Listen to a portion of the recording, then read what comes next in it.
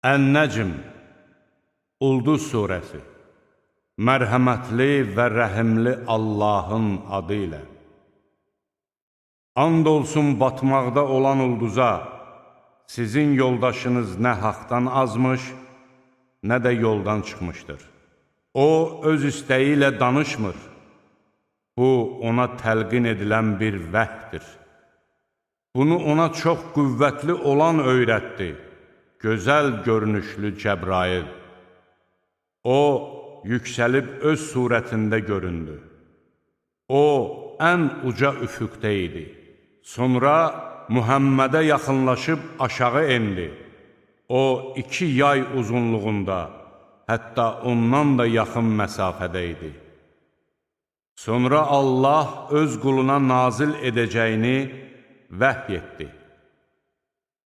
Peyğəmbərin qəlbi gördüyünü yalan saymadı. İndi siz onunla gördüyü şey barəsində mübahisə mi edirsiniz? Onu bir daha öz surətində enərkən gördü. Son həddəki sidr ağacının yanında. Məva bağı da onun yanındadır. O zaman sidr ağacını bürüyən bürümüşdü. Peyğəmbərin gözü yayınmadı və həddi aşmadı. O, öz Rəbbinin ən böyük dəlillərindən bəzisini gördü. Siz tapındığınız Lat və Uzzanı gördünüzmü? Həmçinin 3-cü olan Mənatı da. Məyər oğlanlar sizin, qızlar onundurmu? Onda bu ədalətsiz bölgə olardı. Onlar sizin və atalarınızın qoyduqları adlardan başqa bir şey deyildir. Allah onlar haqqında heç bir dəlil nazil etməmişdir.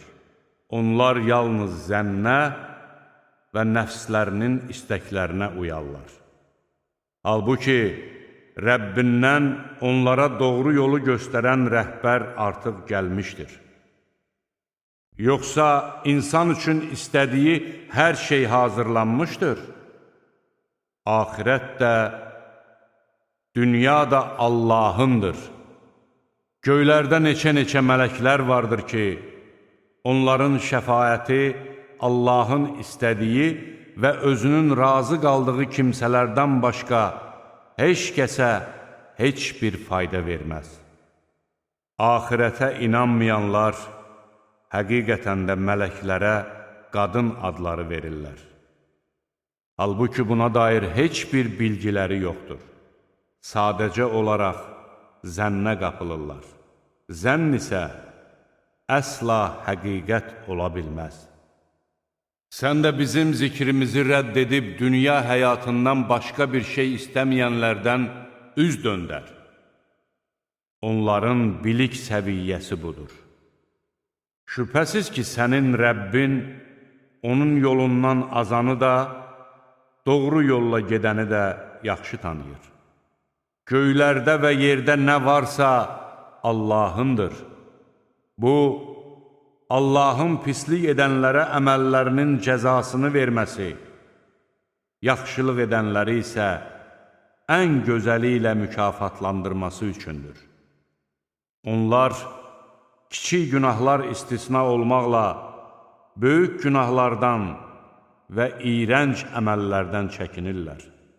Həqiqətən sənin Rəbbin geniş məğfirət sahibidir.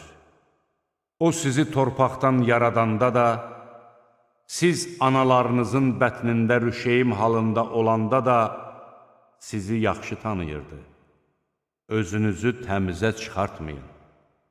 Çünki O, kimin Allahdan qorxduğunu yaxşı bilir. Gördünmü üç çevirəni, malından azacıq verib sonra heç verməyəni? Məyər o qeybi bilirmi ki, bunu görsün? Yoxsa Musanın səhifələrində olanlar barədə ona xəbər verilmədi? Məyər vəfalı olan İbrahimin səhifələrində olanlar barədə ona bildirilmədi? Heç bir günahkar başqasının günah yükünü daşımaz. İnsan can atdığı şeyə nail olar. Əlbəttə, onun can atdığı əməl ona nəsib olacaqdır. Sonra da ona bunun əvəzi tam veriləcəkdir. Son dönüş sənin Rəbbinədir. Güldürən də, ağladan da odur. Öldürən də, dirildən də odur. O, insanlardan və heyvanlardan biri erkək və biri də dişi olmaqla iki cüt yaratdı, axıdılan bir nütfədən. Təkrar dirilmək də ona aiddir. Dövlətli edən də, kasıb edən də odur. Şiranın da Rəbbi odur. O, əvvəlki Ad tayfasını məhv etdi. Səmudu da məhv edib onlardan heç kəsi sağ buraxmadı. Daha öncə Nuh qövmünü də məhv etdi. Çünki onlar daha zalım, daha azğın kimsələr idi. Alt-üst olmuş kəndləri də o viran qoydu. Onların başına gətirdiyini gətirdi. Sən öz Rəbbinin hansı nemətlərinə şübhə edirsən? Bu da əvvəlki xəbərdarlıq edib qorxudanlar kimi bir qorxudandır. Yaxınlaşan qiyamət günü yaxınlaşdı. Allahdan başqa heç kəs onun qarşısını ala bilməz. Siz bu sözə təəccüblənirsiniz, gülürsünüz, heç ağlamırsınız və oynayıb əylənirsiniz.